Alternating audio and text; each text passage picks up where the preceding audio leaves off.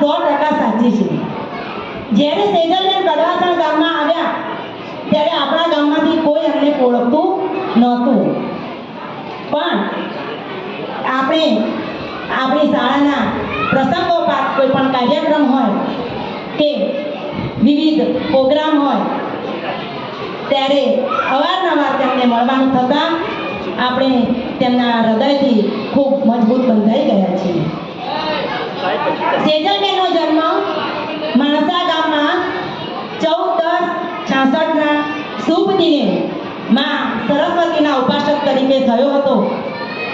તેમને શિક્ષકની તાલીમ શ્રીમતી માણેકબા શ્રી અભ્યાન મંદિર અડાલજ ગામથી એમણે લીધી હતી।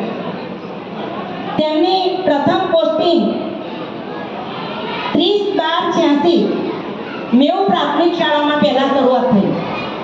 ત્યાર પછી 17/6/92 થી લઈને 30/11/98 સુધી મૂળસણ પ્રાથમિક શાળામાં તેમને સેવા બજાવી।